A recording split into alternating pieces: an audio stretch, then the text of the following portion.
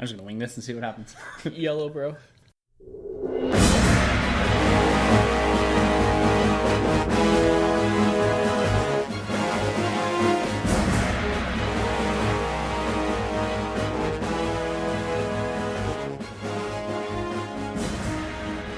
Hey everyone, and welcome to the Nerd Room, where we talk all things comics and movies. This is episode number 11, where we will be interviewing and discussing comics and movies with Brady Roberts. I'm one of your hosts, Tim. And I'm Sunjay. And I'm Troy, joining in. Welcome to episode 11, The Winter Soldier. So Tim and Troy, we had a little event that happened yesterday. I don't know if you guys remember. The Oscars. The Oscars, nice. I'm not talking about the wiener.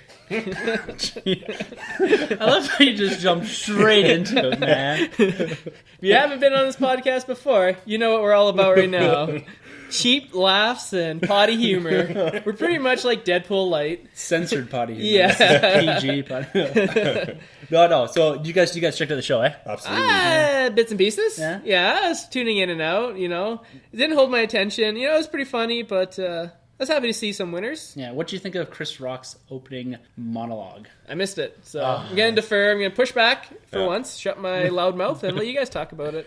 Did you check it out, eh? Yeah, I was tuned in, I think, about 3 hours. Yeah. The whole show was. Yeah, so it was Chris Rock's kind of opening monologue there. It really, I think he walked a really fine line between going too far, this whole diversity issue, right? Going too far one way and too far the other. You know, he could have came out and, you know, took the Academy road. They could have censored him right off and said, nope, you can't talk about any of this. Or he could have come out the total opposite and went, you know... Just gun blazing. Yeah, exactly. But he didn't. He walked a very fine line. He took a few pokes at the diversity thing, a few pokes at the Academy, a few pokes at the actors, at the voters, the Academy people themselves. Right. And I think it came off really well.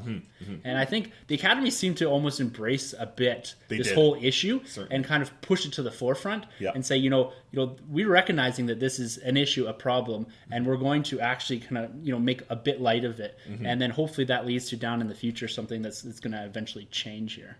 So, but I thought they handled it really well. They could have completely ignored it and censored everything, but they didn't go that way, which is, you know, I think it was a good move on their part. Oh yeah, they would have got crucified if they just completely ignored it. I'm glad they addressed it, and seems like they did it in an appropriate manner, as well as Chris Rock could have. And you know, I was talking to my wife about this the other day. It's kind of funny because I find Chris Rock and Ricky Gervais like really funny comedians. Like their stand-up stuff is excellent. When was the last time you saw a good Chris Rock or Ricky Gervais movie?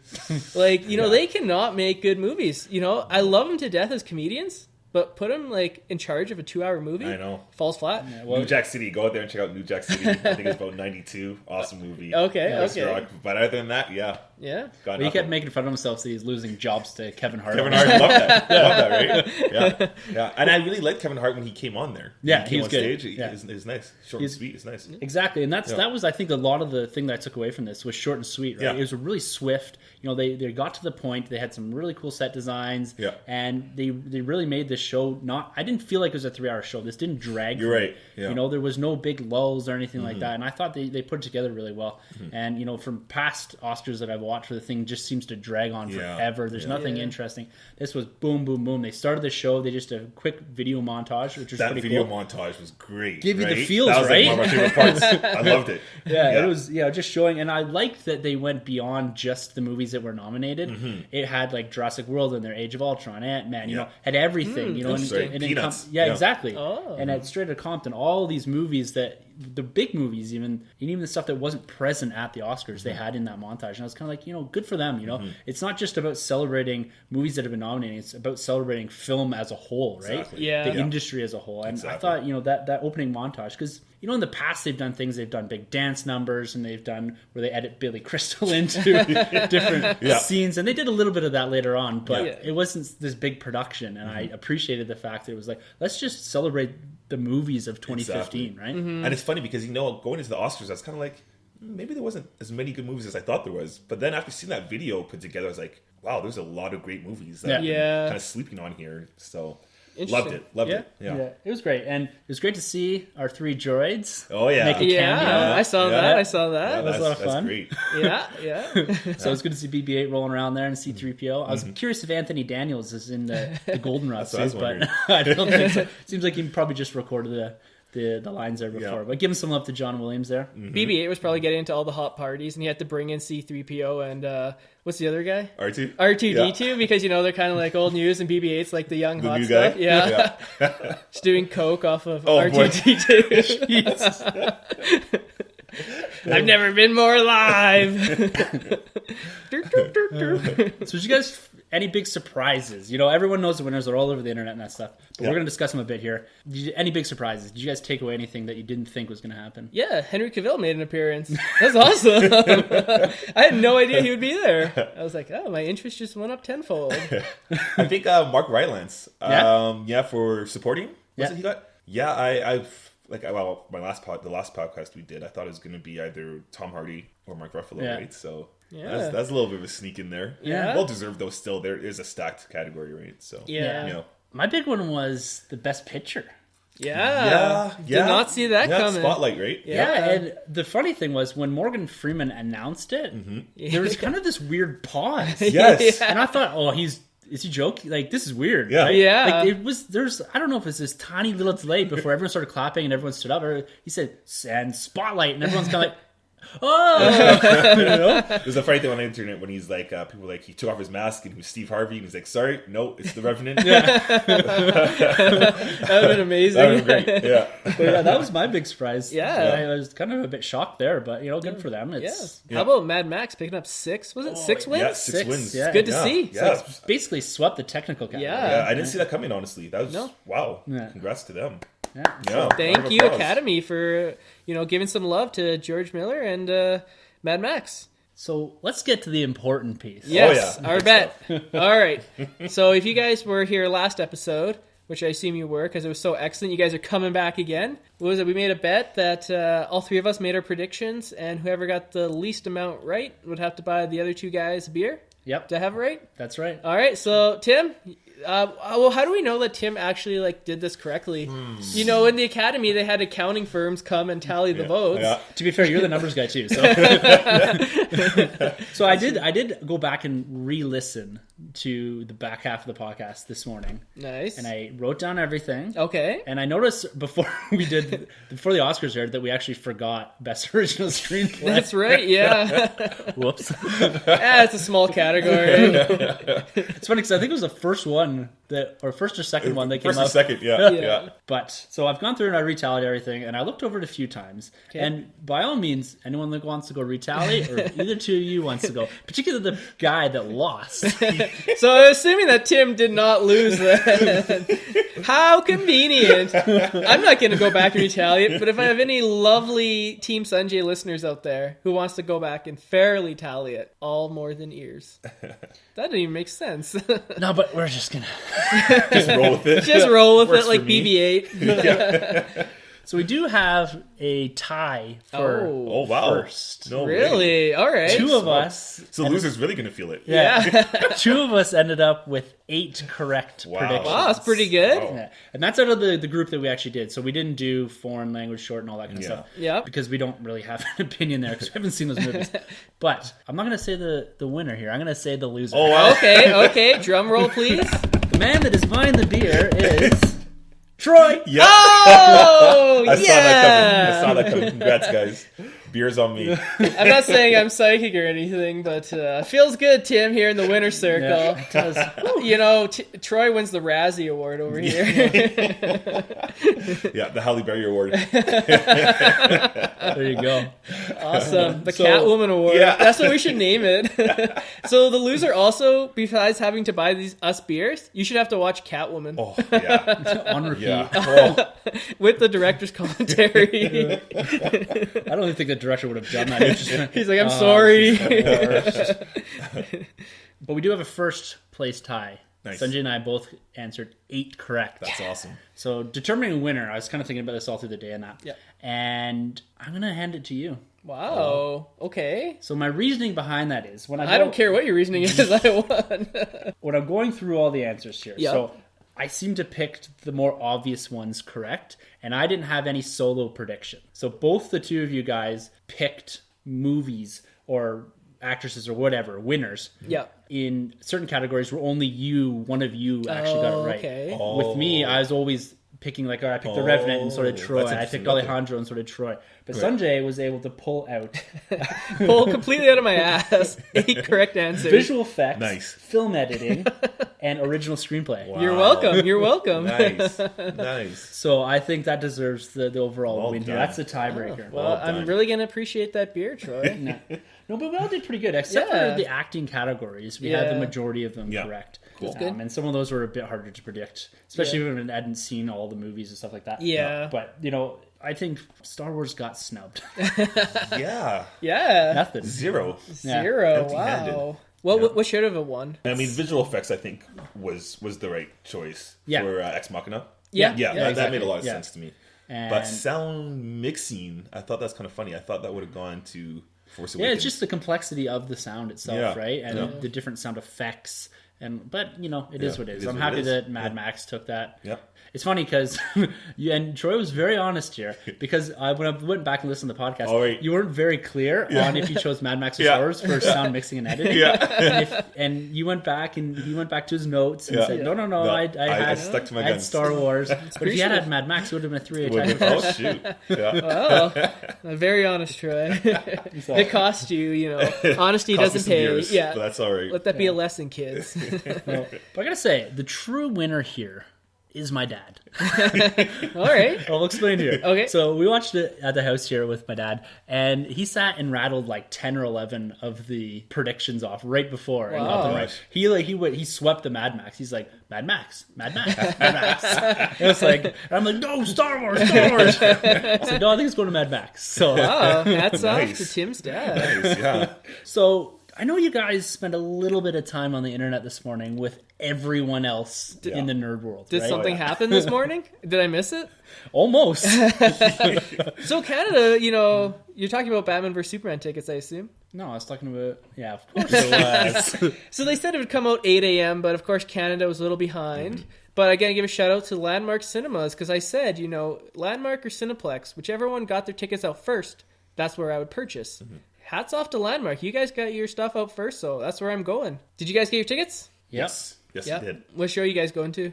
6 p.m. 3D IMAX. Nice. It's going on down. Thursday. On Thursday. Okay, so I'm Friday at noon 3D IMAX. So if you guys tell me anything about this movie, whether it's good, whether it's bad, if there's an after credits scene, who did the makeup, I don't care anything. I am going to make it my life's mission to Civil War, to watch Star Wars, the next one. I don't even know what it's called. That's what it's called, Star Wars. Colon, the next one. We've given up. Yeah, spoiler, Batman lives. Yeah, go figure. If you spoil anything, I'm going to lose it. But honestly. The way I'm looking at it, though, is we have basically 18 hours apart here. Yep. From when we see it to you see it. I think you're going to have to go internet and communication silent. Yeah. Oh, from for sure. About Wednesday. Definitely. Yeah. Definitely. Oh, absolutely. Yeah. I'm not going to see any reviews because that kind of skews your opinion. We talked about that earlier. Yep. I'm just going to go in bare knowledge and just enjoy. Some. Maybe a Superman t-shirt or something. Wonder Woman costume. So are you going to wear a Superman t-shirt with a Batman underneath? So if Batman comes off better, you'll slowly peel that off in the Superman tee with the Batman cowl with the Wonder Woman tiara with the Superman boots and the Wonder Woman skirt. There you go. And the Aquaman trident. Shave my head as Luthor too. Well, that's complex. DC man. So it's good to see that we've all got our tickets now, and I'm excited. Having tickets in hand now. I'm pumped because we're close. We're less than a month away. Yeah, it's coming up, and some positive news out of this movie in terms of sales, because this has been kind of debated on the internet world. Is this movie going to do well? Is this movie going to be kind of a flop? And so using information from the website movietickets.com, and so what they do is they track the purchases of movie tickets for a 24-hour period in all their websites for all their movies. And so just a couple of comparison numbers of how Batman vs. Superman has compared so far to some of the other big event movies that we've had in the past. So mind you, though, some of the other movies have come out during the summer, so those numbers will be a little bit smaller than, say, a movie coming out in March, where the competition is a little less stiff, shall you say. So, we start with Jurassic World. When it first got announced for pre-sale tickets, it sold 51% of that website's entire tickets for a 24-hour period. Okay. Pretty good. Okay. Age of Ultron, 21%. a little bit lower, which makes a little bit of sense because it was in the thick of the summer heat, right? Yep. Okay. Star Wars The Force Awakens, 75%, which is insane. Yeah. It makes sense because it's the highest grossing movie in North American history. Mm-hmm.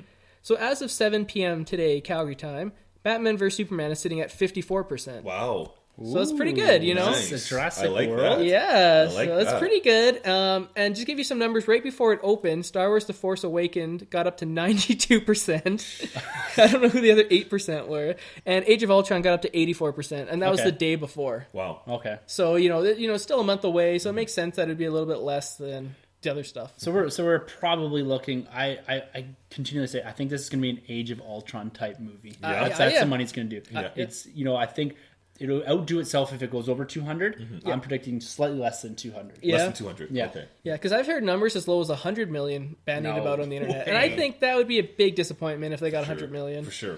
I don't even think that should be on anyone's radar. There's no way unless I don't even know what would have to happen. We had that tragedy with the Dark Knight Rises thing, but I just don't see anything taking that much money or that much. Even just the hype behind this movie itself is going to bring in over 100 million. Yeah.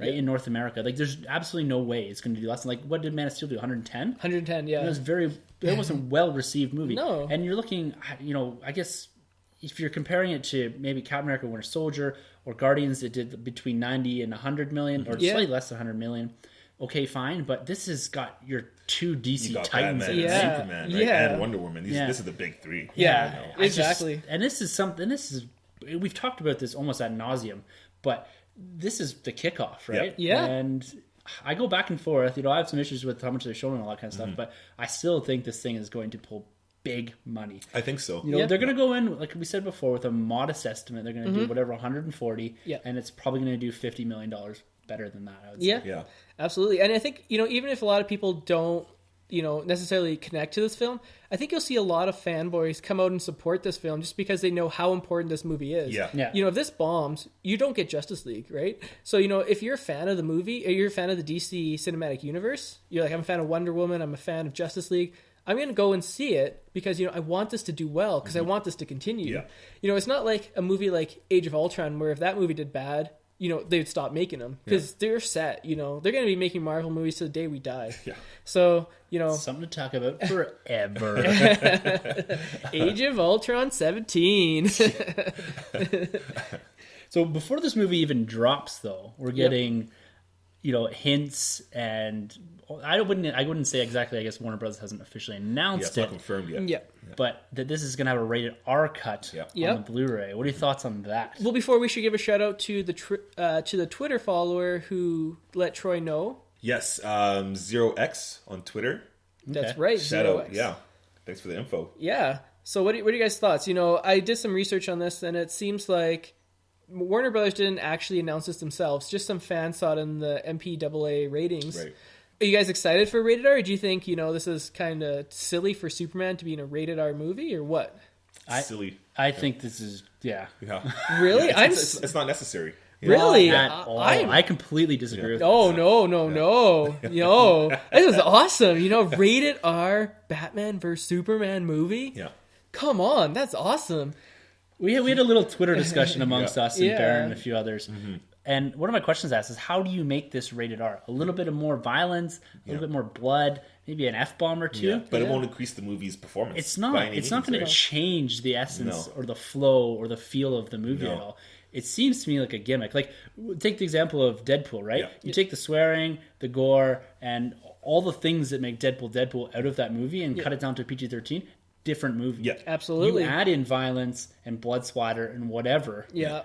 And it doesn't change Batman versus Superman, right? I don't think it's necessary, and I don't agree. I think it's just a gimmick if they are actually doing it. Yeah. Oh, I was just going to say, Avengers actually almost got an R-rated version as well. There's a scene where Loki takes a scepter and drives it through Agent Coulson's chest. Oh, wow. And they just cut that one scene, and then it became, I think it was PG-13. They just made it less bloody because it's still in there, right? Yeah, it made it a little less bloody. It also drills the guy's eye. 1.2. Yeah. It's true. So to me, I don't care. I think it's going to be excellent. They might show a little bit more of Superman fighting Doomsday or Batman and Superman's fight. That's what I was wondering. I thought, well, when would you do this? And maybe it's like a flashback scene when... because we know the Boy Wonder Robin has been taken out, so maybe it's a flashback scene of him being killed with a crowbar from Joker. Yeah. That'd be kind of interesting, but even still, I don't think you need to show all the gore, right? Yeah, but I mean, the only other thing too would be more violent solo Batman stuff. You know, he's going through and like burning the victims or the criminals or whatever, and stuff like that. I think maybe you could emphasize the violence more, but outside of that, I just don't think it needs it. No. Well, it's just another cut. Think of it like this: when they release the Blu-ray, because this isn't coming out in theaters. If you see it in the shelf, it's probably going to be like a 3 Blu-ray disc special edition where it'll have the R-rated version, it'll have the theater version. So you can still get the theater version. This will just be another version of the film. Kind of like Watchmen. Like the ultimate cut is like 3.5 or 4 hours long. Right. And it's rated strong R. I think Watchmen was actually rated R as well. Yeah. But this is an extra, kind of fleshes out the story a little bit better. Yeah. Maybe an extra 10 minutes. That's all it needs. I think they did that with the Wolverine too, didn't they? Yes, that's right. Our version, which was kind of cool. Yeah. But again, didn't make the movie any better because they still had a lot of crap in the last 20 minutes. The silver transforming samurai. We gotta suss this out one day with you, Troy. There's a lot of tension there. Why do you hate that movie, Troy? We'll get into it. So kind of split. Let us know what you guys think of that. We got 2 against it and 1 for it. So we actually got another question from a fellow follower and fellow podcaster, Baron. Sent us one from Delayed Offside. You guys remember him? Yep. So I'm going to read out the question for you. I forgot to print it, so I wrote it out in ink. Yeah, you'll love this, Barry. It's literally ink. He could have cut and pasted what you sent us on an email. He's written it out by hand. Shows you the love I have for you, man. This is awesome. All right, so he starts.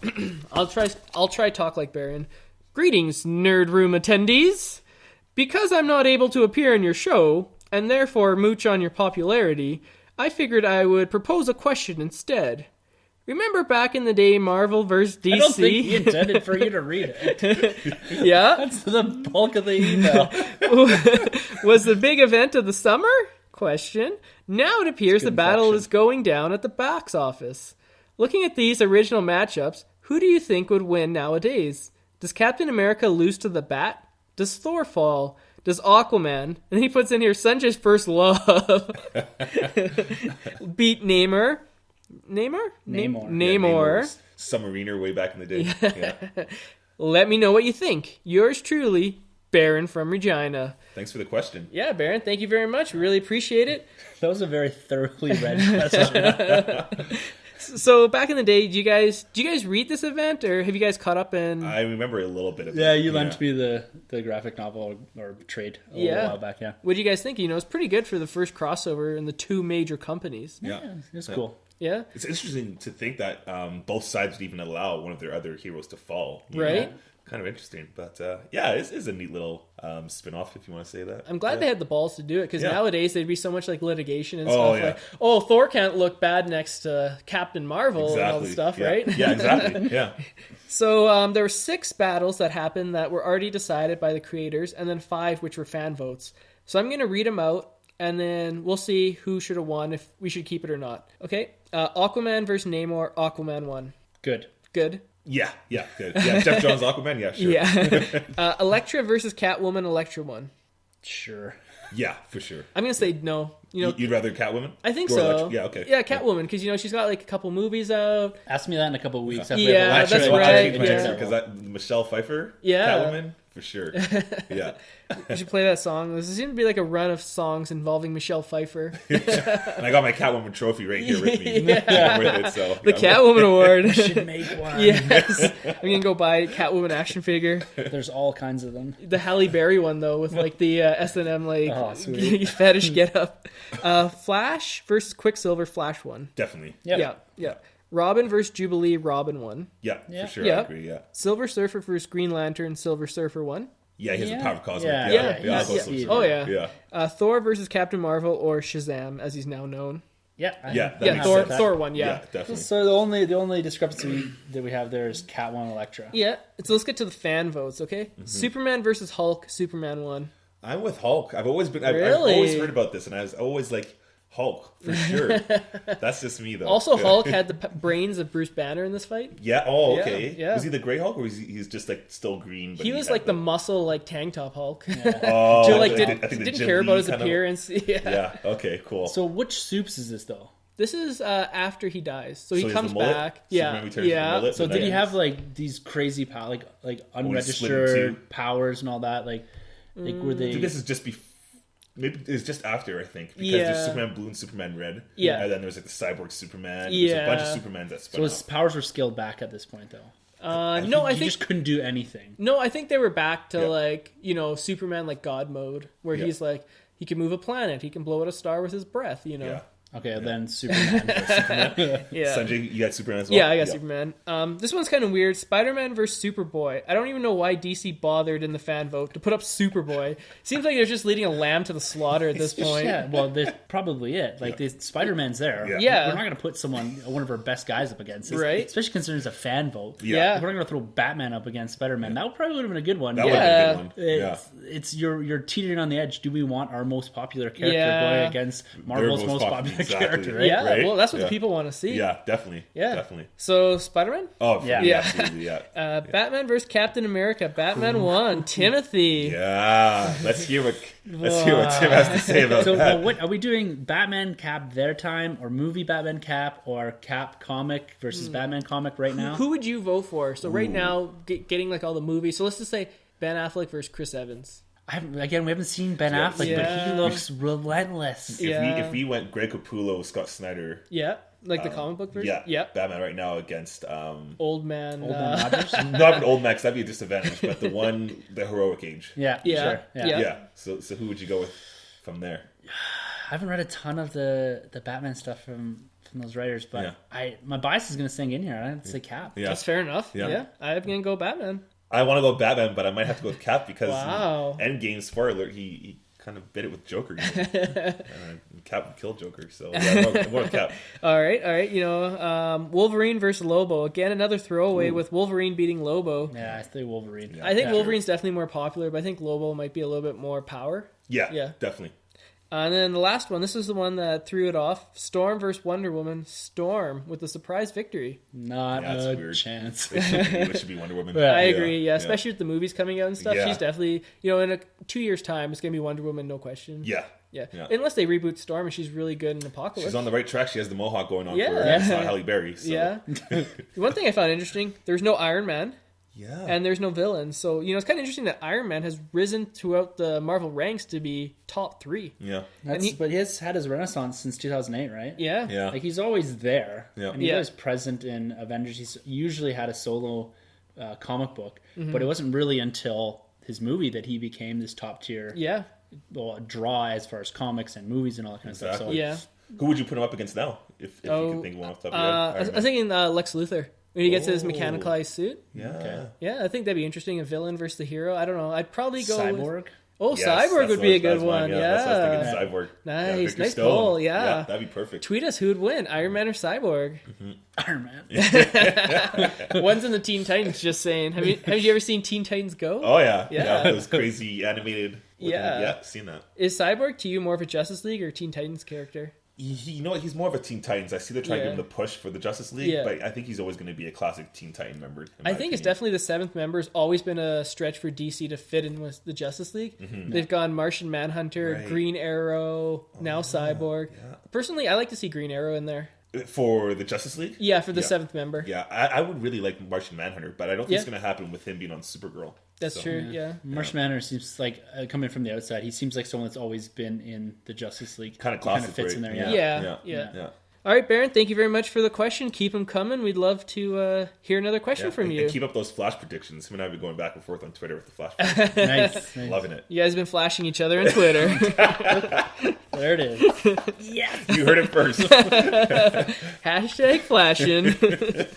All right, got to shuffle my notes. Where are we at now? All right, why don't you toss that Deadpool box over? So, got in the mail the other day. Shaking here, I don't want to drop it. Got in the mail the Deadpool collector's quote box from Marvel. So we're just going to We're gonna do. I know some people don't like live unboxings on podcasts, but I kind of like it. So if you don't like it, shut it off. Wait, we need the viewers. Don't shut it off. Those are poppers. So we got the classic, the pin and patch Deadpool.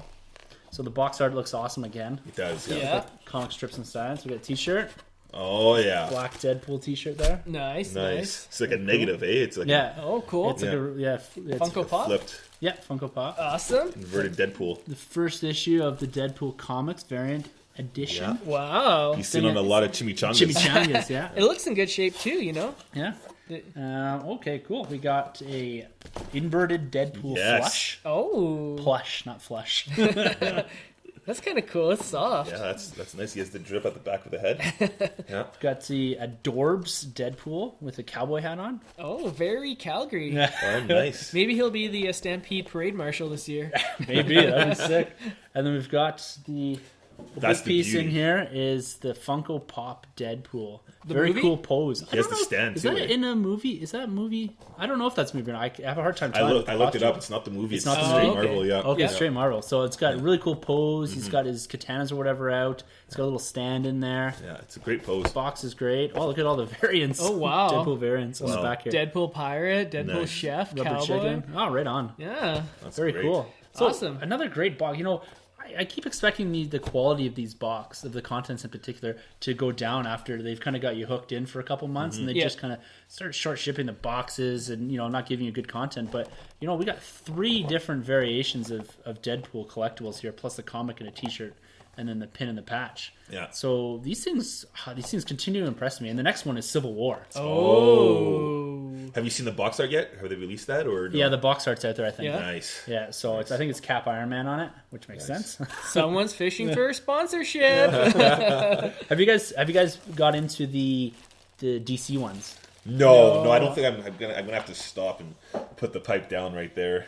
Can't commit anymore. Yeah, I've already picked up a ton of merch for this movie, and so it's kind of getting at the point where I'm like, all right, no more. The only thing I'm spending now is just movie tickets, and that's it. Because you said you got the Wonder Woman for the It came in the figures. mail. Yeah, That's the Wonder awesome. Woman figure. Right Yeah. Right on. So got all 4 of those. Just waiting for lines 5 to 8 to hit, and then that's it. Yeah, I and said Hot that- Toys just keep sending them toys away. Or Yeah, exactly. We're still waiting. I haven't done it. On our front Make porch sure yet. you check out www.hottoys.com and in the promotion put in the Nerd Room. That's not gonna work. You don't know that, okay?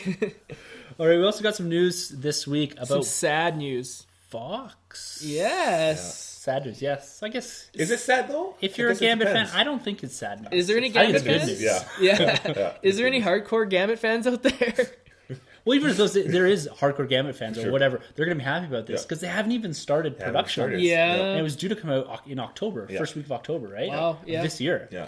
And Haven't when we started. talked about it on our prediction show way back, episode 3 or whatever, Mm-hmm. we kind of had an indication that still hadn't started filming, and so we knocked it right out of the list anyways. Yeah. And so they confirmed it the other day that, Gambit's gone for this year. Yeah. And it still has Channing Tatum, new director and all that stuff, so it's still going forward, but they've apparently given them a bit of breathing room. Yeah. Well, their budget was ridiculous too, Yeah. right? What they had going into, I think it was over 100 mil.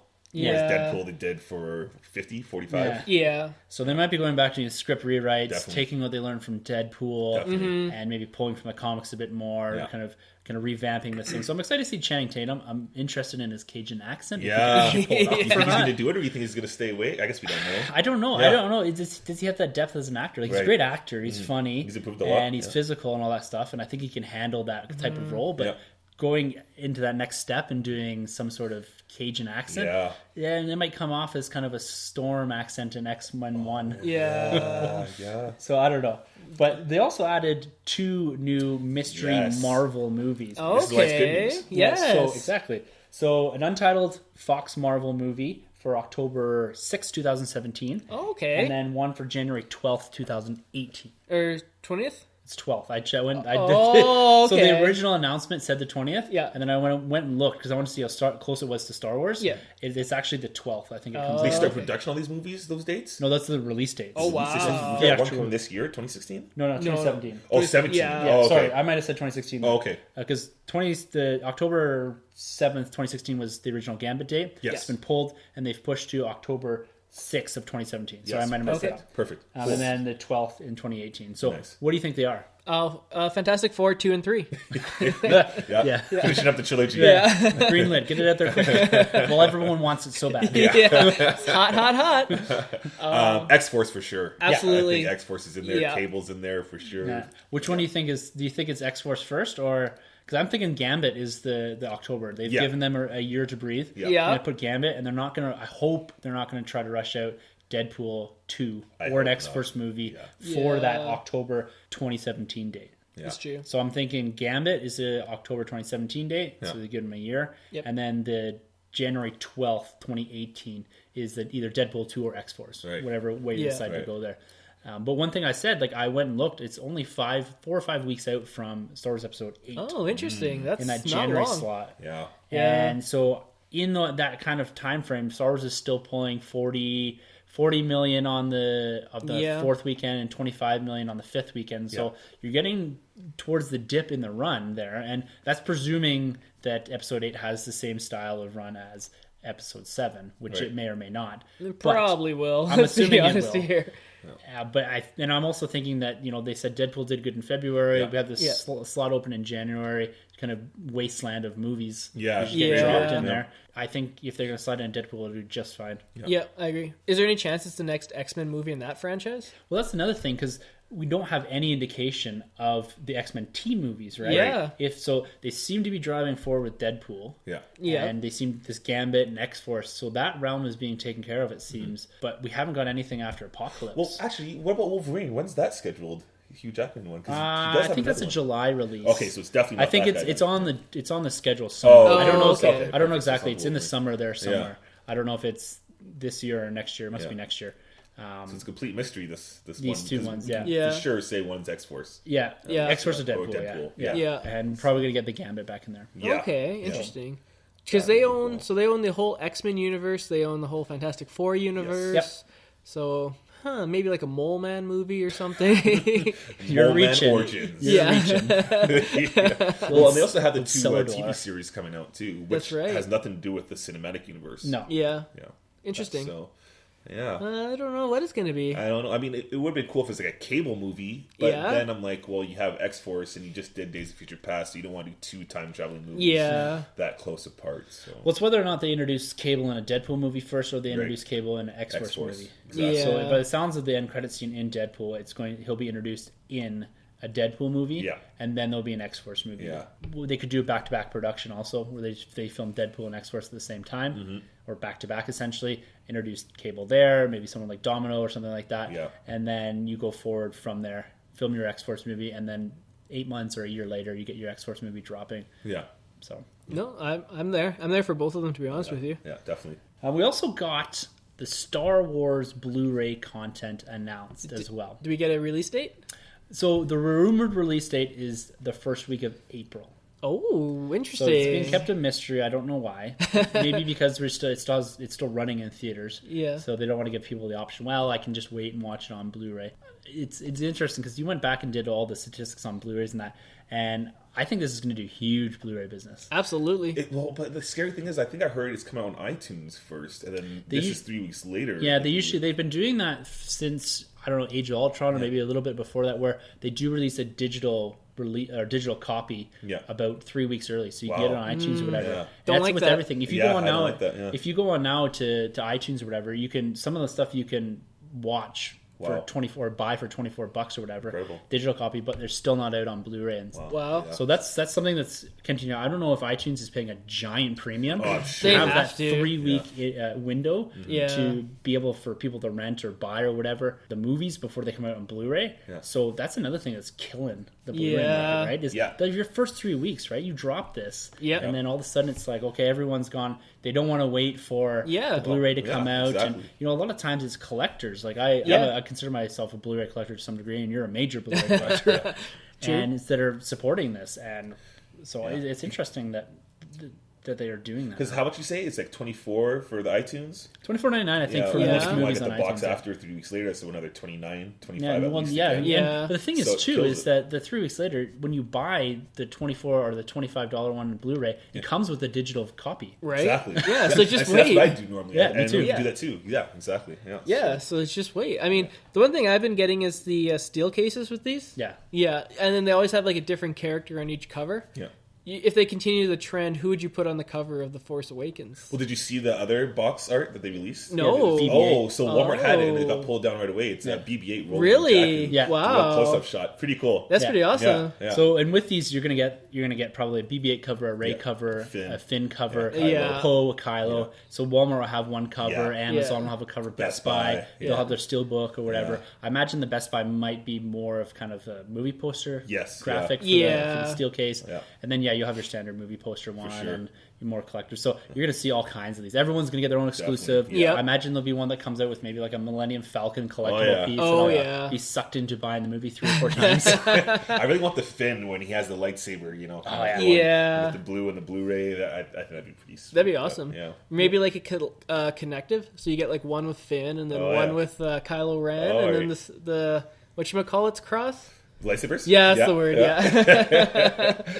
The look on Tim's face when I couldn't remember the word lightsaber. So that's R2 and lightsabers. And Luke from last episode. Yeah. Star Wars fans, you can send your angry emails to 1912entertainment@gmail.com. That's 1912entertainment@gmail.com.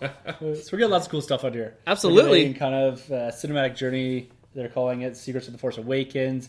We're getting the story of the Force Awakens with this table read. You remember the first image they released? Yes, the black and white photo. Black and white with all them around. So it looks like they've had cameras in the room. That was probably their first table read. You're getting the building of the BB-8, so that's going to be awesome to watch. Is how they constructed that, how BB-8 actually works. So we saw the Oscars last night too, just rolling on out there. So you all make your own BB-8 out there. Yeah, exactly. Looks like they're going to have some stuff. Looks like they have a lot of stuff on the visual effects, constructing the space battles and the battles on the different planets on Jakku and that. And then we're going to have something with John Williams, the Symphony Orchestra, doing that. So there were some photos released of J.J. Abrams kind of running around when they're doing the score for The Force Awakens. And so I'm assuming it has something to do with that. Mm-hmm. There's this Force for Change. So that was the big charity thing that they're doing right through. Pushed that, that you, with donations, you could win a chance to be on set in the Jakku scenes. Big things. Cool. And then the big one is the deleted scenes. Yes. Ooh. Yeah. Do you think we'll see the one with the snow planet when we saw, Kylo and I think there's snow troopers. Yeah. I think we'll see one of those scenes maybe on there. Definitely. I think we're going to see, I imagine, so the stuff that I read said there's a Han scene. Nice. There's a Rey scene. Yeah. Which I'm assuming the Rey scene is when Maz Kanata, is it Maz or Maze? Doesn't matter. Does, but... Oh, geez, you get mad at me for not remembering... what's the word again? Lightsaber. It's like the Qui-Gon or is it Qui-Gon? Yeah, it's enunciation of the thing, But anyways, so the scene in the trailer that someone's handing, or Maz is handing a lightsaber to someone, either Leia or Rey, there's probably going to be maybe a bit more of a Constable Zuvio. Okay, He's not in there, right? He's not in there. And then I think there's a scene where Mace Katana also ends up back with the Resistance. Oh, cool. And so, because her character kind of abruptly ends there, so I'm thinking there's at least 1 or 2 deleted scenes with her in it as well. Well, yeah, because like that one I was telling you about, they cut out with Maze or Maz using the Force on those troopers when they escape. So I'm pretty sure they'll throw it in there. Yeah. But do you think this means deleted scenes are canon or not canon? That's an interesting question. I have to say, if they're on the Blu-ray, then I think they should be considered canon. Right. No way. Yeah. I mean, the director cut them for a reason, right? That's a good point. Yeah, it's hard to say. But then they don't. Why would they put them in? Because I think... Why? Because you're putting them out there. To me, and that's an interesting question. Yeah, it's hard to... Is they're not part? They're not in the film, but they're part of the film watching experience now. Right. Yeah. As far as watching these deleted scenes, and could you reinsert these? Because a lot of these scenes, if they're complete, let's say if they're complete, because sometimes you watch deleted scenes and they're half in a CGI or something like that. But if they're complete, so they've obviously just been pulled out of the movie for either Well, interesting. Now I've just thought maybe they've been pulled out of the reason because they're going to do something different with the character. Yeah, right. Like alternate endings and stuff like that. Yeah, interesting. Yeah. I don't know. Maybe pick and choose which one you want to be canon. I think if they made like an Ultimate Edition where then they added it, so it's like they reinsert the scenes into the movie, then yes, that's canon. But if they keep them out of the movie and the cut, then just in the deleted. That's my what's it called, cut and dry line. Right. Yeah. I'd have to say if it was pulled out for pacing, I think that it's fine. But if it's pulled out for character development or something different, so as they've been writing through this or going through this, they're writing episode 8 and they're like, well, we can't show Maze or whatever doing something like that. Right. We're going to actually develop that more. It's going to have more impact in episode 8, so let's pull that out of there. Yeah. So maybe having context, which we're never going to get, but so I don't know. Are you guys big like special features watchers of DVDs and Blu-rays? You know, a lot of times I get them, and for a good majority of the movies, I don't actually watch them. But for the ones I do, you know, I go and watch the director's commentary of Man of Steel, you know, the documentary from the first 4 Batman films. Yeah. Are you guys into that? I mean, that's one thing that you can't get on Apple iTunes and Netflix is the special features. Exactly. Going back to the prequels, episodes 1, 2, and 3, you probably have some of the best behind-the-scenes coverage, special that whole saga of movies. Right. There's more information behind the scenes than anything, right? You know, from the fight choreograph to makeup to story arcs, storyboards, everything, right? They're great. Yeah, interesting. That's one way that maybe DVDs and Blu-rays can prop up their sales. Keep having better and better special features, and Netflix wouldn't be able to compete with that then. But your digital copies have all that. Oh, okay. So just not Netflix. You just have the pure movie, but when you buy a digital copy or pull a digital copy off of your Blu-ray, it does have all the content. So, and as it should, because you're buying the package deal, it's just you're not getting a physical copy, right? Yeah. Right. Yeah. All right, ladies and gentlemen, we got a very special guest today on the Nerd Room. Not only has he been a wrestler, a trainer to some of the big names, an actor, a comic book guru. You know, this man introduced me to comics. Without him, I wouldn't have started this lifelong love of comics, telling me about the DC New 52 reboot. Give it up for the one, the only, Brady Roberts.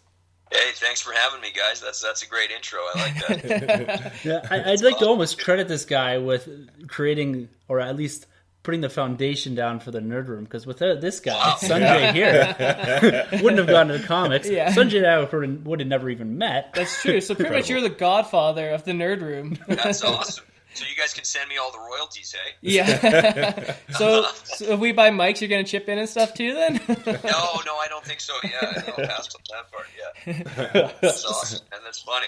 So Brady, tell us a little bit of how you first got into comics. Sure. I mean, man, I started reading comics when I was a kid. I grew up on Batman the Animated Series, nice. Which I think is still one of the best cartoons ever. I can throw that on any time. And I was reading like lots of Batman and stuff, and then I kind of got out of it for a little while. I started wrestling really young, so I was pursuing that and wrestled for a long time, and then I ended up living with a few other wrestlers through the years, and a lot of them were kind of into comics, and so I'd read some of their graphic novels, and then I started getting back into it, and then DC did their big New 52 launch, and that was really cool. I kind of hopped onto that, and then I sort of ended up collecting a lot of the Batman graphic novels and Green Lantern stuff through the years, and really learned my history of that stuff. So you're a DC guy? I'm a DC guy. I mean, I really there's lots of really great Marvel characters and lots of really great Marvel storylines, and I've got lots of Marvel graphic novels and stuff as well. I like Spawn. I like Why the Last Man. There's lots of other stuff that I like that's not DC, but if I had to pick to only read one line for the rest of my life, it would probably be DC. I really love the characters for sure. Awesome. Nice. So you mentioned you used to wrestle under the name Malibu Brady. Can you tell us how you became interested in wrestling, and where did the name come from?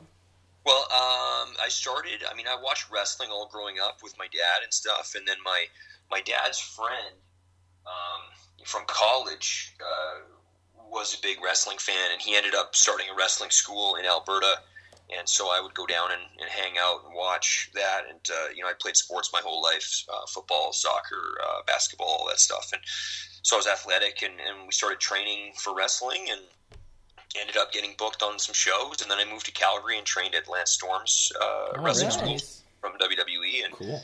friend with him, and then I ended up doing a TV show. So I went and wrestled over in Japan, and I wrestled in Mexico, and did all that. And then I had a bunch of WWE tryouts, and cool. they flew me down to the U.S. a few times, which was cool, and got to go tour with them a bit. So that was really cool, and then I ended up doing a television show with Roddy Piper. Nice.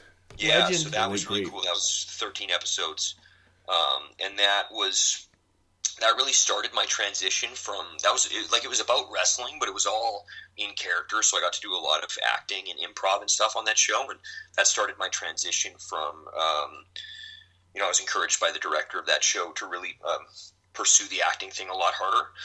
And I still wrestle very occasionally. I'm not fully retired, I guess, but that definitely 5 or 6 years ago started really pursuing film and television, and then I moved to Vancouver about 3 years ago for film and television reasons. Yeah. Hey, by the way, big fan of your Nightwing series going on there. Oh, thanks, man. I checked it out, man. Yeah, good stuff. Good stuff. We did the first the original teaser we shot in Calgary years ago with a director friend there, JD, and then it was never intended to be a series. Like, we just shot a 3-minute teaser, like essentially for something for. He as a director wanted to shoot a short film for his demo reel, so that he could show off his directing and his visual effects, and I wanted something that that I could put onto my demo reel, and we really loved Nightwing, and so we decided to do this fake Nightwing trailer essentially. Yeah. And it blew up online. I think it's got like 350,000. Incredible. Yeah. Something like that. I can really see a lot of the wrestling that you have in the fight choreography. The acrobats. Totally. That was probably my favorite part of it, was the fight scenes. Yeah. Yeah, especially in this last one. I mean, Nightwing: The Darkest Night. I mean, we had a great team of stunt guys. It's definitely not all me in there, but we had some amazing stunt guys, and we used a lot of the same stunt guys that they use on Arrow and Flash. Cool. Here in town. And some of the guys, our stunt coordinator Yusuf is incredible. You see him in Deadpool. He's one of the main guys that fights Deadpool, which is pretty badass. Awesome. So we were really lucky, and we got to. We had a great director, Matt Campbell, and we had a great script and some really cool concepts and stuff. So we were able to get a lot of people that maybe we normally wouldn't have been able to get to come out and work for free on our Nightwing show. So we had a very top-notch cast and crew. I mean, Dan Payne, who played Batman in our Nightwing film, he's in everything. Look him up on IMDb. He's got like 100 credits. He's in every big TV show and movie you've ever seen. Like, nice. the fact that we got him to play Batman was incredible. I mean, we only had him for 12 hours. Wow. Like, that's how busy he is. Wow. And then we used a double for the rest of his shots because he's in a costume, right? Yeah. So, but the people that we got was pretty incredible. You said you filmed the first part in Calgary. Did the rest of it film in Vancouver?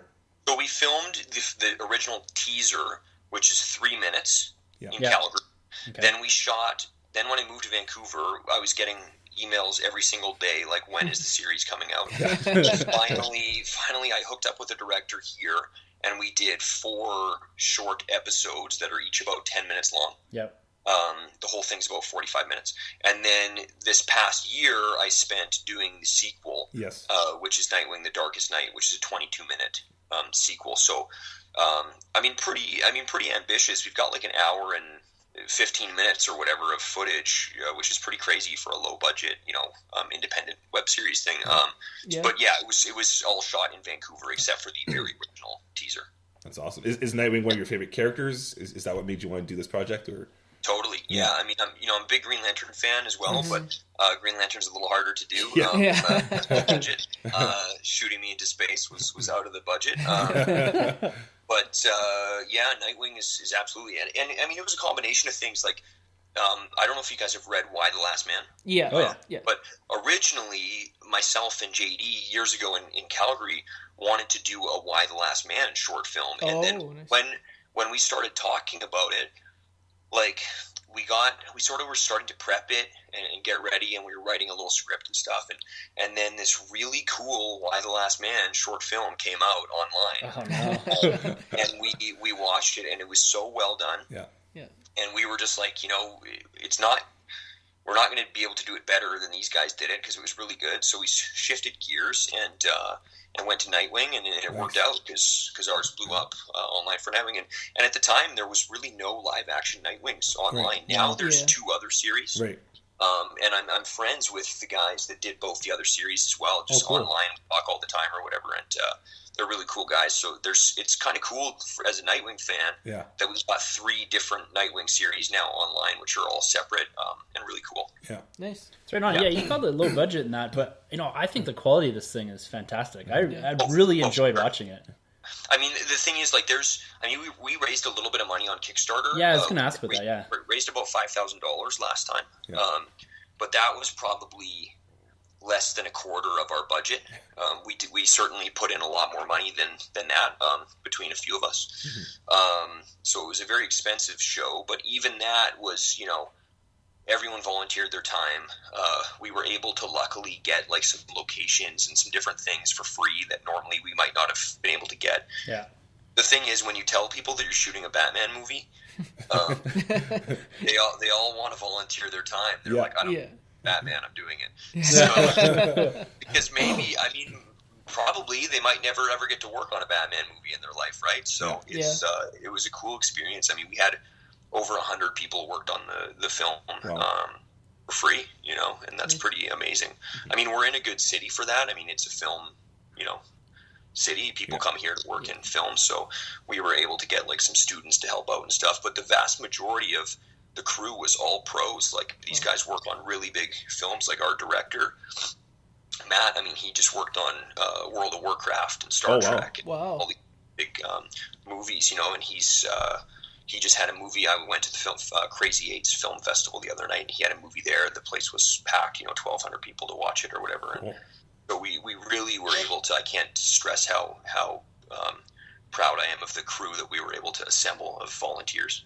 No, you did an excellent job. Would you say that Nightwing would be your ideal character? If WB came to you tomorrow and they're like, Brady, you did such a good job. You can choose any character to be in the new DC cinematic universe. Are you going with Nightwing? Are you going with, Green Lantern? Hal Jordan, Kyle Rayner? Man, you know what? I'd say definitely Nightwing or maybe Kyle Rayner. Nice. Is that your favorite Green Lantern? Yeah, I think that's my favorite Green Lantern, man. Nice. I think that'd be cool to have that younger Green Lantern in there, too. Absolutely. Yeah. So, speaking of that, are you enthused for the new Batman vs. Superman movie? Tickets came on sale today, so we all picked up ours. Did you? Did they go on sale today? Shit, man. I didn't know that, actually. I'm a super fan, but I didn't know that. Nerd Room exclusive. I've been so busy at the gym right now that I didn't know that. Yeah, dude, I'm super excited. It's interesting because you see some people, like, that are kind of negative towards it. I don't really understand that. That's so strange. Like, I really loved Man of Steel. Yeah. I love Zack Snyder. I thought 300 and Watchmen and all that was awesome. And I think it's pretty amazing that we're getting like a live action Batman versus Superman movie. Like, how crazy is that? Right. Yeah. And you've got like all these other characters in it and stuff too. And this is, beginning of the Justice League, like in live action. I think it's so cool and it looks pretty epic. And I think they're taking a more serious tone, which is cool because it's makes it different than the Avengers and stuff. Yeah. It needs to separate itself. I'm more excited, man. I can't wait for it. What's your thoughts going into the whole DC rebirth? Do you know much about that going on? I don't know what it is. I saw a couple things about it, but I don't really understand. I don't know if it's like a reboot or what the deal is. I didn't see the lineup of comics or anything about it, so I don't really know much about it. Hopefully they're not starting fresh again. I don't know. That's just it. The renumbering. Yeah. So were you a fan of the new 52, I guess you could say? Yeah, I liked it. I really... I slowed down a little bit ago, just in terms of the amount of stuff I was reading. I try to just kind of pick up some trades once in a while now. Yeah. So I am a little bit behind, but I loved it, man. Especially, Jeff Johns' Green Lantern run was fantastic. Yeah. And Scott Snyder on Batman was amazing. Incredible. And Kyle Higgins doing Nightwing and Batman Beyond and stuff. Those were kind of the ones I really followed. Nice. Yeah. That's a good choice. Court of Owls and all that stuff. Yeah, you could definitely see the Court of Owls in your Nightwing. I thought that was pretty cool. Yeah, I mean, we really wanted to set up the Court of Owls kind of as our main bad guys, just because it was like, I didn't want to do the Joker because I was like, he's kind of overdone and everyone's going to compare it to Heath and stuff anyway. And he's more like Batman's main villain, right? Yeah. So how could we set up? I just thought it was so cool, this kind of like Illuminati, like secret society that was like running everything. I thought it was so badass. So And it was also just kind of a way for us to get like all these other villains in there too, just having them all as hired mercenaries for the Owls. And so yeah, I love the Owls. I think it was a cool influence. Yeah, I love that in the short there, all the different villains popping in and out, and I was like, oh, no way. Oh, Yeah, good stuff. Yeah. I mean, it's so fun to get to play in that world, too, and it's like, when we did that bar scene, where I'm fighting with Harley, we had all these extras come out, and it was a massive day. We shot at this strip club that's right downtown Vancouver, which was also, we got for free, which was so cool. From our friend Sam. She was great. But I'm standing there kind of in the middle of the room, and there's like 50 crew members, and then there's all these extras, and like there's Harley Quinn, and there's like the Riddler, and there's like the Joker thugs. I'm standing in the Nightwing costume, and I'm like, I'm literally like inside. Right now, like, this is the coolest shit ever. It's cool. You just like stop for a minute and like look around, and you're like, it doesn't matter that this isn't like a $300 million movie. Like it doesn't matter. Like we're telling the story of these amazing characters that have like 75 years of history behind them, and we're all here because we love it. We're not here because we're collecting a paycheck or going to work. We're doing it because we're here at 5 a.m. on a Sunday because we love it. So it was awesome, man. It was great to get to do that. Yeah, it's cool seeing all the characters because watching the TV shows and all that stuff, you get this tendency that things are somewhat bound. So you're not expecting to see a Riddler, you're not expecting to see the Court of Owls and that, but you had that freedom in that short. Exactly. We had the freedom that you wouldn't normally get on a show like that, right? Yeah. I mean, obviously I know a lot of the people I got to work on Arrow this year, which was awesome, and I know a lot of people from those shows and stuff, and there's certainly the writers have to go to DC and get everything approved and stuff, right? And sometimes they might have plans for a different character. They might want to use, say, Nightwing on Arrow, but they can't use that character because they've got plans here. So for us, it was cool. It's like I didn't have to ask anybody for anything. I mean, I mean, it's not an official movie either, right? But it's it was nice to just be able to do whatever we wanted. Really, the freedom was cool. How do the rights work when you're doing kind of? I guess at the start you guys call it like a fan movie or a short or whatever. How do the rights and all that work for when you're using DC characters? Yeah, so fan films, like DC put out a statement a few years ago. I think Star Wars put out a similar one as well, basically saying that you're allowed to make these fan films as long as you're not profiting from it. So essentially it's like you sort of bite the bullet of like, we're going to put in all this money and time and effort and blood and sweat and tears into this, and we know the whole time that we can't make any money back. So that's the sacrifice, right? Where normally if you're making a short film or something, hopefully you would sell it or get it distributed or be able to profit somehow from it. So that's kind of the trade-off. So these are true. You can do it, but you have to put it on YouTube for free. You can't sell it, right? So that's why you're allowed to do it, is because we're not profiting from it. True passion project. It's totally passion project, and but it is nice in the terms of like all these actors can put it on their demo reel. They've got something that has lots and lots of hits online. People get to see your face. And I mean, I went to the film festival the other night, and everybody knew who I was. Everyone knew who the director was. Like, it's a project where, like, you can't make any money on it, but now everyone knows who you are, and then there's other people approaching you to do other projects now and stuff too. So it certainly helps your career anyway. Nice. Well deserved. Now, with your background in comics and that, are you contributing in any sort of capacity to writing on any of these projects? Well, I came up with the basic storyline for this last Nightwing movie. Nice. And then we had a writer, Mike Howrun, come in and actually write the script. So he wrote all the dialogue and all that stuff. And Matt Campbell, our director, did a lot of the writing on the script as well. And he sort of added some things to the script and changed it up a bit and did a great job on that. I'm more of an idea guy. I'm not much of a writer. So is there any story you want to adapt then that you're thinking, like, you read a lot of Grayson and stuff? It actually brings me to another thing, with Grayson. Do you like what they're doing, having him as the secret agent as opposed to Nightwing? I sort of stopped reading as soon as he became a secret agent. I might get it in a trade or something and check it out. I'm not like totally opposed to the idea. I mean, maybe it's really good, but I haven't read any of the spy stuff yet. In terms of like a story we'd like to adapt, I mean, I think we obviously dropped a pretty big hint at the last and that post-credit scene of I think there's a really important villain that we need to get to, or a character that we need to get to. I think it would be a shame if we never tackled that character. And I think there's sort of that, like, I mean, this last movie was kind of about like a father-son type relationship. Nice. I think with that character that we're looking to introduce in the third one, it's more of a kind of a brotherly relationship. So I think, I mean, man, I could look at a bunch of Batman storylines and be like, I would love to adapt that. And you know what I mean? Like, there's so many, but I think that Under the Red Hood would fit really nicely into what. And we obviously tease that pretty big. We'd obviously need to change it quite a bit because of the storyline that we've created. But it'd be nice to get like a loose adaptation of that. I don't know if I would ever want to do a straight adaptation of anything, because then you sort of know what's coming, right? Exactly. Yeah. I like to take just elements of storylines, elements of Court of Owls, elements of whatever, and change it. Why do you think Batman has endured? I mean, he's been around, Batman and Robin, for 75 years, and he's more relevant now than he was when he first started. Like, what is it about that character that made him stick around?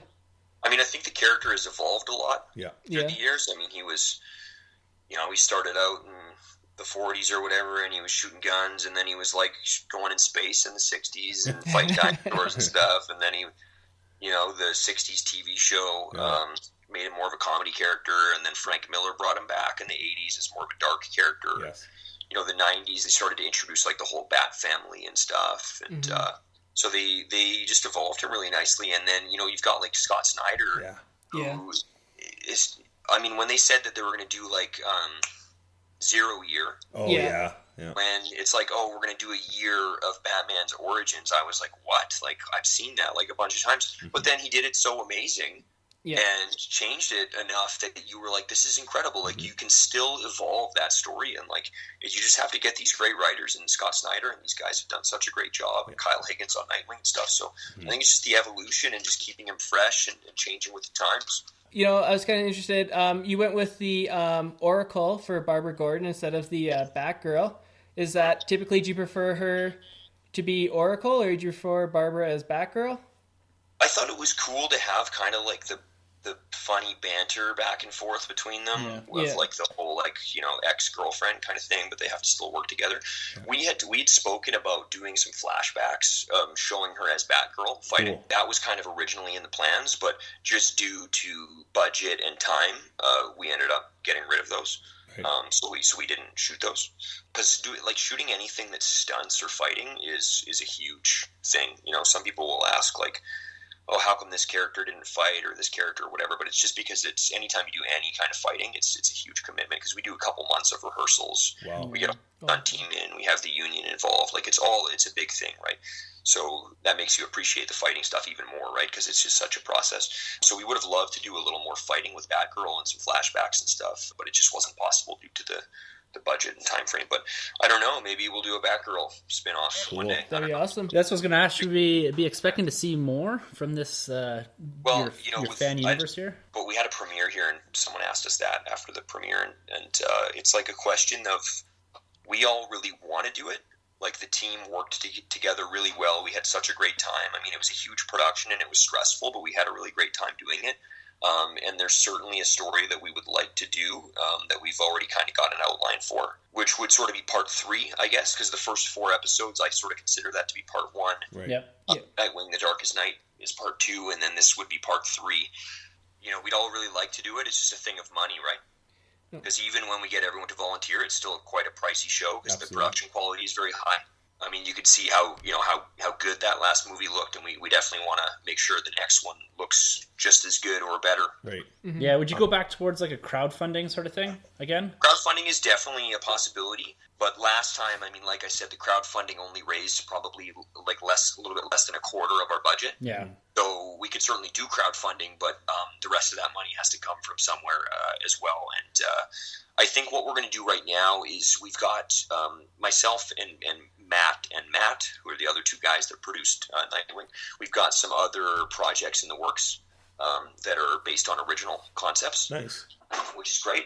So I think our focus for now is on those, when we'd really like to get back together and do that third Nightwing show, because I think there's a lot of aftermath to deal with, right? Oh, yeah. Did you talk to Chris O'Donnell beforehand playing Robin? I mean, did you get his blessing? I did. I called him. He wouldn't take my call. So, What's the better film, Batman Forever or Batman and Robin? Oh, geez, Jesus. Batman Forever is with... Wait, I always get the two mixed up. Who's the bad guys in Batman Forever? Is it Two-Face, Riddler? Yeah, Riddler and Two-Face, yeah. Okay, and then Batman and Robin is Mr. Freeze. Yes, and Poison Ivy and Bane. I mean, I gotta say Mr. Freeze because it's just so horrible. The puns are the best part. Yeah. So I have to say that just out of pure entertainment value, Batman and Robin is better. Well, I saw your episode of Lucifer. I thought you did pretty good. Yeah. They killed me off there pretty quick. Yeah. I always wanted to. Sorry, I always wanted to find out. At the scene where they put you in a body bag and we just see your head, and then they zip it up and wheel you away. I'm always curious. Are you actually in the body bag? I am actually in the body bag. Oh wow! It was terrifying, man, I'll tell you, because they put me in the body bag and zipped it up, which is like creepy enough. But I'm on the stretcher and I can't move my arms, and they've got two background extras that are wheeling me off, and it was kind of downhill a little bit, and it was also really rocky, and I can't see anything, and my arms are my sides, right? So the first time they did it, I sort of I had to tell them, guys, you got to slow down a little bit, because it was so fast and bumpy, and it probably wasn't that fast at all, but I'm locked in a bag, and I felt like if that thing tipped over, I can't even get my arms upright. So yeah, that was scary. No, man, you did awesome. Yeah, thanks, man. That was a fun show. Yeah, Arrow was cool. It was nice to get to be on Arrow, which is a DC show, obviously, and then a month after that, I got booked on Lucifer, which is another DC show, which was really cool. So I see you trained some of the people on Arrow, and then you appeared on the show. Is that sort of connected, or? No, actually not connected at all. It's funny, I train Emily, who I just trained earlier today, and train Willa. I haven't seen Willa in a little bit, but I was training Willa for quite some time, and then I trained Candice from The Flash. Nice. Lindsey Morgan from The 100, amongst many other actors. So those would probably be the most high-profile ones. But not connected at all. I mean, I've trained those girls for quite some time, and then I have my agent here in Vancouver, and they submit you for roles on the shows and stuff, and then you go in and audition, and I just booked the role. It didn't have anything to do with me knowing the nice. roles.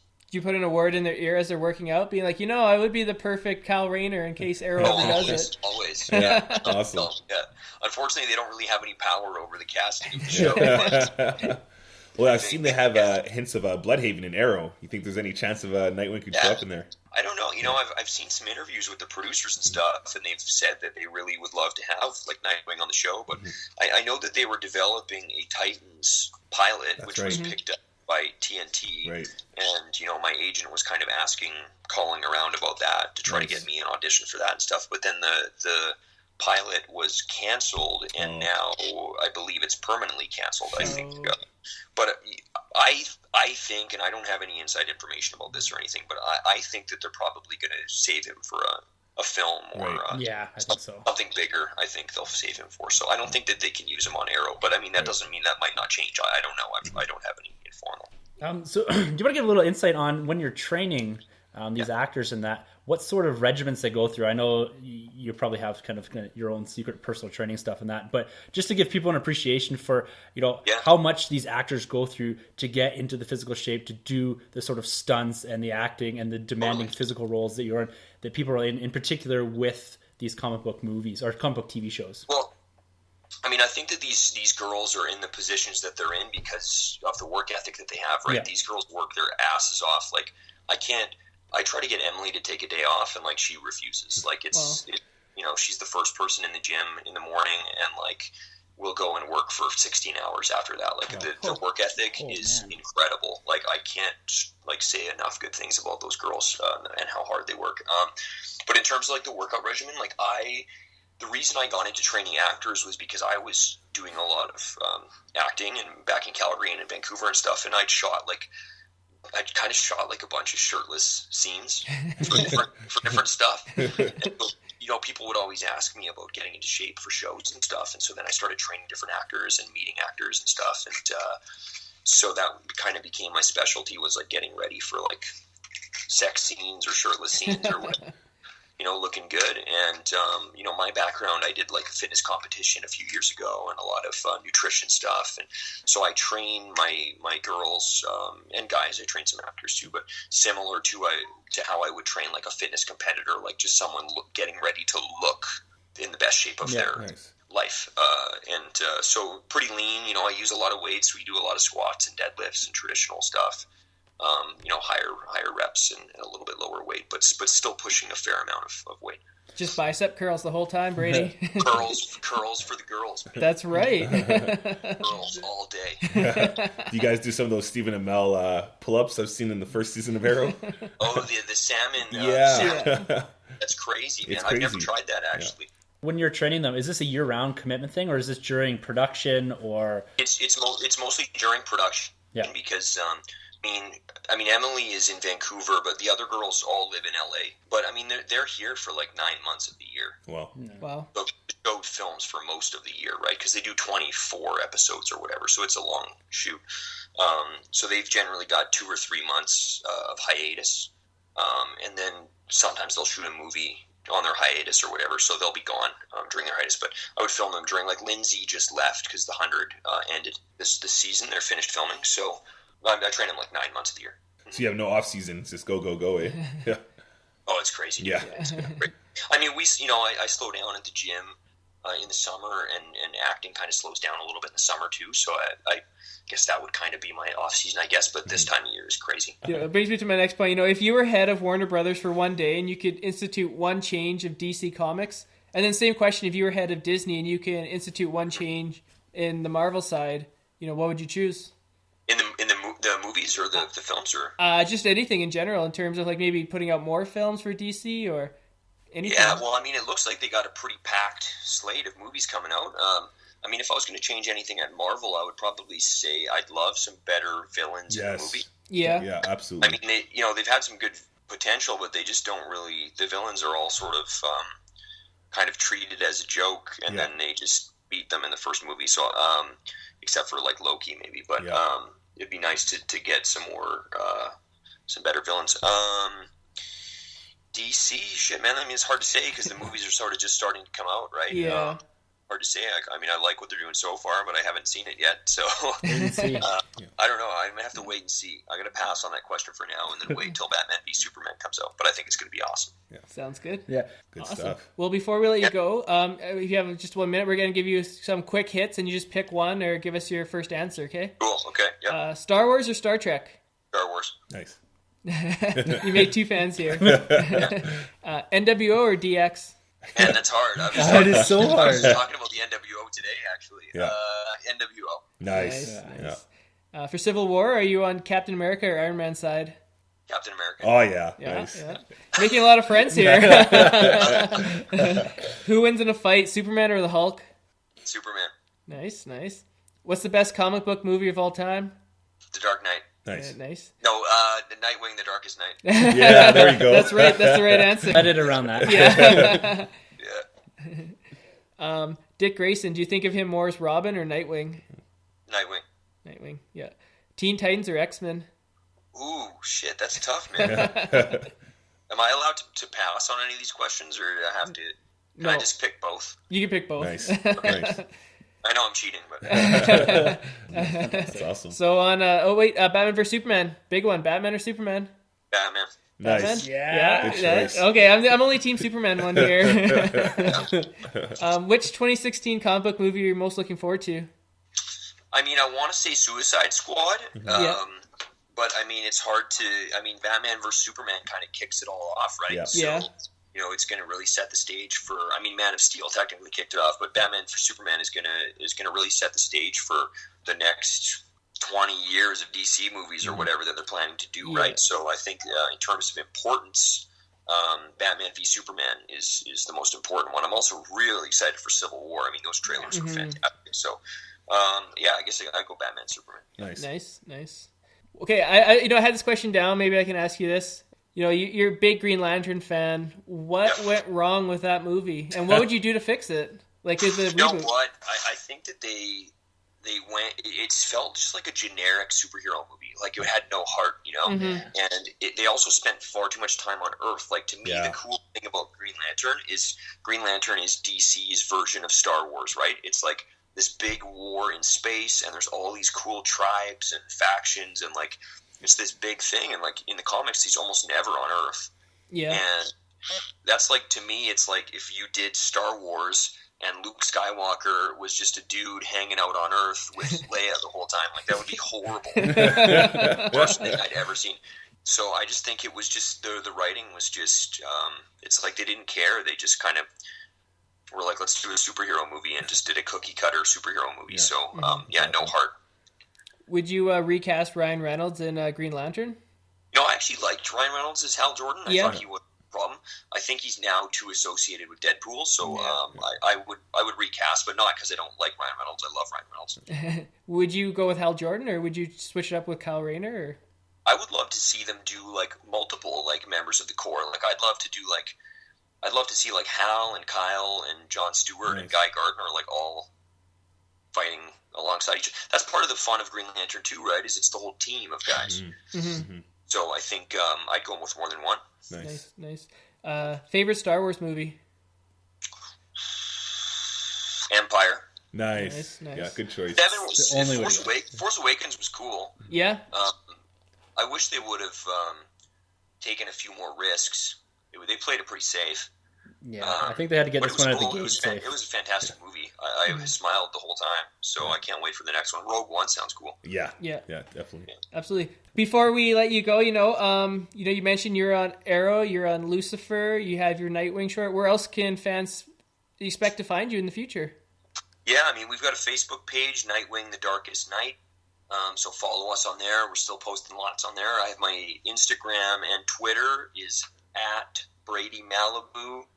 So I'm always posting pictures on Instagram of filming and hanging with the Arrow chicks and going to film festivals and stuff like that. So lots of really cool pictures on my Instagram, and so follow me on there.